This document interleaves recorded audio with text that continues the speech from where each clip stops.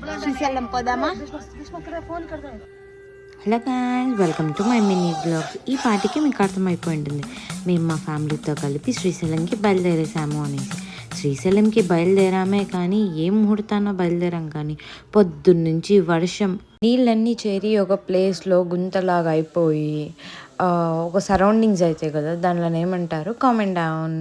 ఇక్కడ మా బాబాయ్ మీకోసం ఫ్లయింగ్ కిస్ ఇస్తున్నాడు, తీసేసుకోండి, అలానే నాకు లైక్ చేసేయండి. గంగమ్మ కోపంలో ఉందేమో అని చెప్పేసి మా ఇంట్లో వాళ్ళంతా కూడా గంగమ్మకి పూజ చేస్తూ ఉన్నారు. ఈ టైంలో కూడా మేము మా ఫన్నీ వదలలేదు తెలుసా.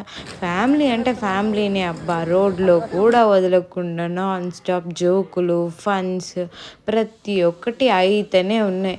మేమున్న ఒక 2.5 hours టైంపాస్ అయ్యింది. లాస్ట్లో ఒక బస్ వచ్చి ధైర్యం చేసి ముందరికి ఆ బస్ వెళ్ళిందనే ధైర్యంతో అందరం కూడా కలిసి వెళ్ళాము. ఆ క్షణం ఆ వరదను దాటే టైంలో ఒక్కొక్కరు పడినంత టెన్షన్ అబ్బో అంతా ఇంత కాదు. దాన్ని దాటిన తర్వాత మేము మా లంచ్ తినేసి దేవుడు మమ్మల్ని పిలుచుకున్నారా స్వామి అని చెప్పేసి ఫ్రెష్ అప్ అవడానికి వాసవి సత్యంకి వెళ్ళేసి ఫ్రెష్ అప్ అయిపోయి ఇంకా మా పనికి మేము స్టార్ట్ అయిపోయాము. ఎంత కరుణ ఉంటే దేవుడు రమ్మని అంత పిలిస్తే కూడా ఎన్ని అడ్డంకులు వస్తే కూడా మేము దేవుడిని దర్శించుకోవడానికి వెళ్ళాం కదా. అలా మీకు మాలాగా ఏదన్నా బ్యాడ్ ఎక్స్పీరియన్స్ అయ్యి కూడా దేవుని దర్శించుకున్న సిచ్యువేషన్ ఏదన్నా ఉంటే నాకు కామెంట్ సెక్షన్లో చెప్పేసేయండి.